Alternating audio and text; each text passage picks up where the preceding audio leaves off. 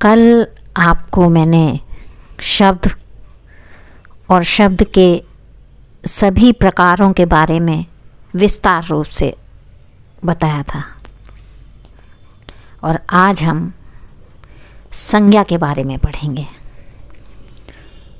तो जो शब्द किसी व्यक्ति, वस्तु, स्थान और भाव आदि के नाम का बोध कराते हैं उन्हें संज्ञा कहते हैं। जैसे राम, लखनऊ, कलम, सुंदरता। इसमें राम क्या है? राम एक व्यक्ति है। लखनऊ क्या है? ये एक शहर का नाम है, तो ये स्थान है। कलम क्या है? ये एक वस्तु है। और सुंदरता ये एक भाव है, फीलिंग है। अब बच्चों, संज्ञा के भी 5 प्रकार होते हैं, 5 भेद हैं। Kinds of noun. नंबर 1 व्यक्तिवाचक संज्ञा। नंबर 2 जातवाचक संज्ञा। नंबर 3 भाववाचक संज्ञा। नंबर 4 समुदायवाचक संज्ञा। और नंबर 5 द्रव्यवाचक संज्ञा। इसमें सबसे पहला प्रकार है व्यक्तिवाचक संज्ञा, जिसे हम कहते हैं प्रॉपर नाउन। व्यक्तिवाचक संज्ञा में ऐसे शब्द जो विशेष व्यक्ति, विशेष स्थान, विशेष वस्तु का बोध कराते हैं उन्हें हम व्यक्तिवाचक संज्ञा कहते हैं। जैसे कुछ उदाहरणों के द्वारा हम ये जानकारी भी प्राप्त कर सकते हैं कि व्यक्तिवाचक संज्ञा इसमें कैसे हैं। तो देखिए, जैसे पहला उदाहरण है कि राम वन को गए। यहाँ राम कौन है? कौन है राम? राम यहाँ विशेष व्यक्ति है। और विशेष कौन? भगवान श्री राम। तो यहाँ जो विशेष व्यक्ति हुए वो कौन हुए? वो हुए श्री राम। और ये श्री राम भगवान के लिए आया है। तो राम शब्द व्यक्तिवाचक संज्ञा हुआ, क्योंकि वो एक विशेष नाम का बोध करा रहा है। अतः यहाँ पे क्या हुआ? यहाँ पे व्यक्तिवाचक संज्ञा हुई। ऐसे ही एक और उदाहरण लेते हैं। जैसे हिमालय भारत का गौरव है। हिमालय भारत का गौरव है। अब आप यहाँ पर जान ही रहे होंगे कि हिमालय और भारत दोनों विशेष स्थान हैं। क्यों?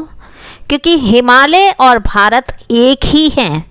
तब हिमालय और भारत दोनों क्या हैं? व्यक्तिवाचक स्थान हैं। व्यक्तिवाचक में जो विशेष स्थान है उसका बोध करा रहे हैं।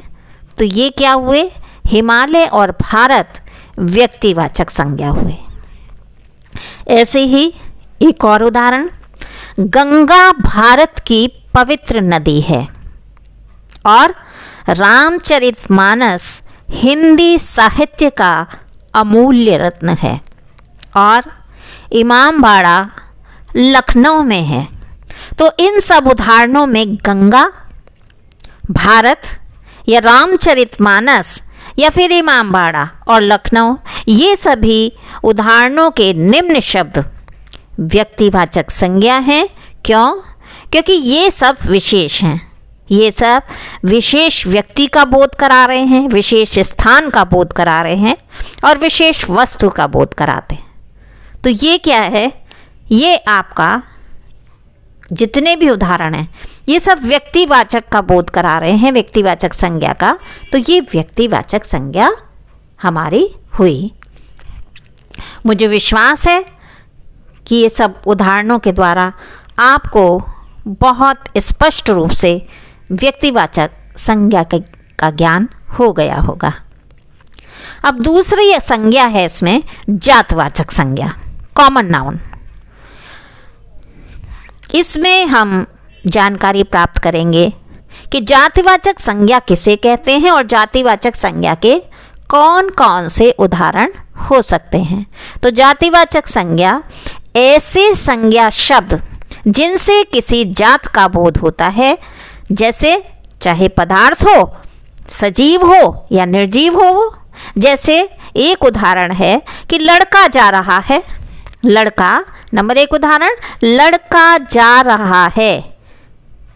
इसमें लड़का एक व्यक्ति और उस व्यक्ति की जाति है, क्या है, लड़का जो है वो उसकी जाति है।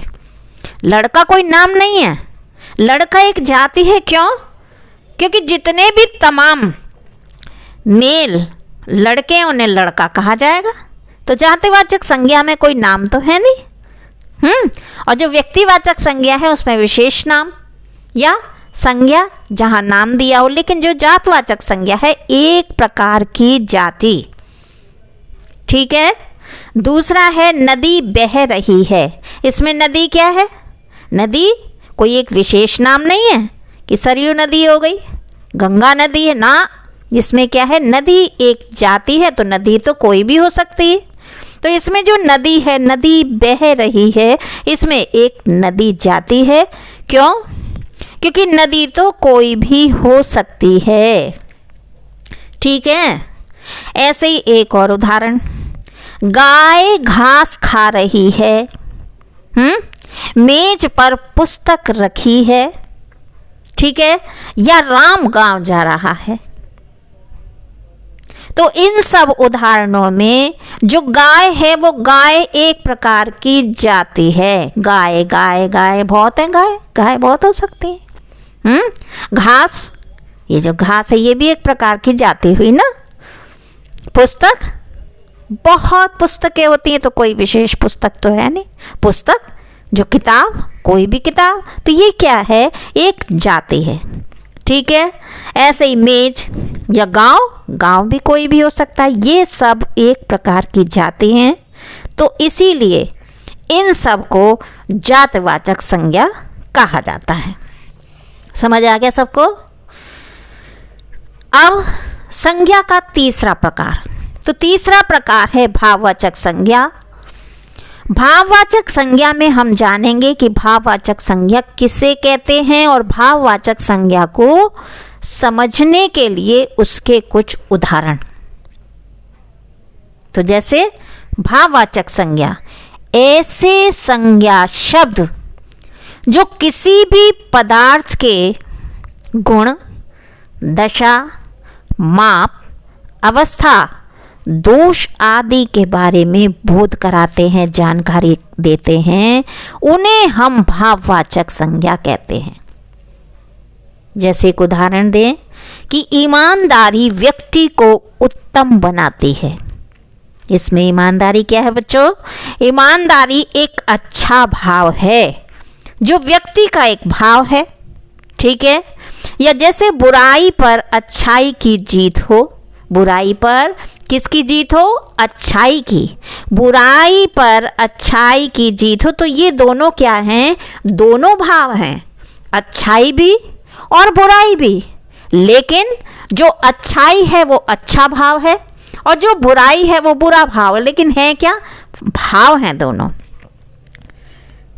एक और उदाहरण, जैसे बचपना याद आता है, बचपना याद आता है, तो ये बचपना एक अवस्था का बोध करा रही है। क्या है? एक अवस्था, लेकिन है तो भाव ही, भले ही अवस्था है ना, लेकिन ये भी क्या है? एक भाव है। ठीक है। ऐसे ही एक और उदाहरण कि तुम्हारी लंबाई कितनी है, तुम्हारी लंबाई कितनी है। इसमें माप के बारे में बोध हो रहा है, लेकिन क्या? भाववाचक संज्ञा, ये भी क्या है? भाववाचक संज्ञा है। भाववाचक संज्ञा तो अभी तक मैंने आपको बताया, एक व्यक्तिवाचक संज्ञा जिसमें विशेष व्यक्ति का, विशेष वस्तु का, विशेष स्थान का बोध होता है। ठीक है। दूसरा जातवाचक संज्ञा, कोई भी जाति और किसी भी चीज़ की जाति जो हो वो जातवाचक संज्ञा। ठीक है ना। और तीसरा आपको बताया भाववाचक संज्ञा। तो इन सब में आपने इन तीनों प्रकार के बारे में अभी तक पढ़ा है, ठीक है। अब इसके बाद व्यक्तिवाचक संज्ञा, जातिवाचक संज्ञा, भाववाचक संज्ञा। इसके बाद आज हम और जानकारी मैं आपको दूंगी। एक है पदार्थवाचक, जिसे हम द्रव्यवाचक संज्ञा भी कहते हैं। पदार्थवाचक संज्ञा क्या है और पदार्थवाचक संज्ञा के कुछ उदाहरण हम देखेंगे। ऐसे संज्ञा शब्द जो किसी द्रव्य या किसी पदार्थ का बोध कराते हैं, उन्हें हम पदार्थवाचक संज्ञा कहते हैं। जैसे क्या कि सोना महंगा हो गया है, सोना महंगा हो गया है।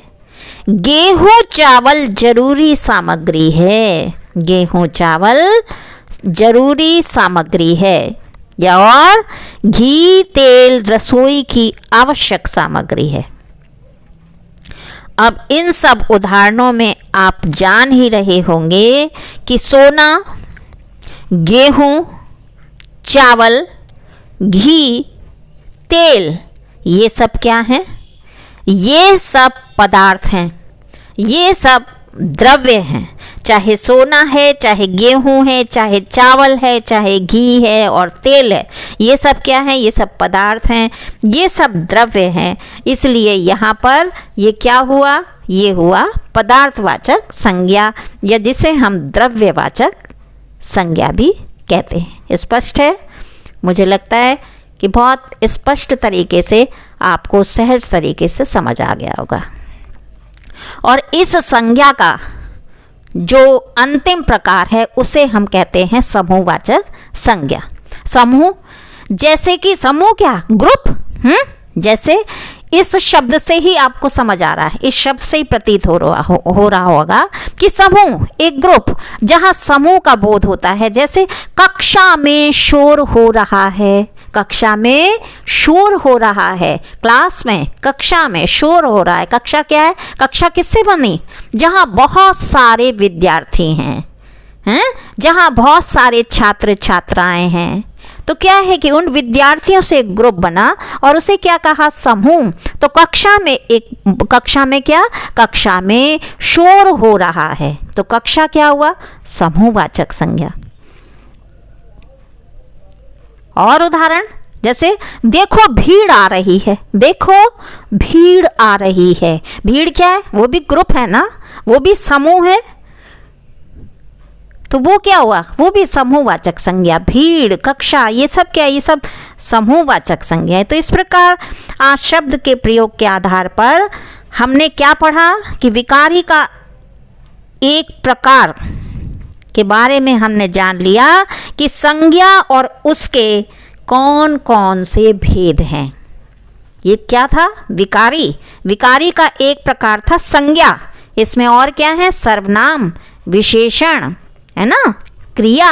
तो ये भी चार जो है, ये जो आगे जो हम पढ़ेंगे, जो तीन है, वो सब ये विकारी के ही भेद हैं। तो आपको समझ आ गया होगा, है ना। जो नेक्स्ट वीडियो होगा उसमें मैं आपको सर्वनाम के बारे में पढ़ाऊंगी।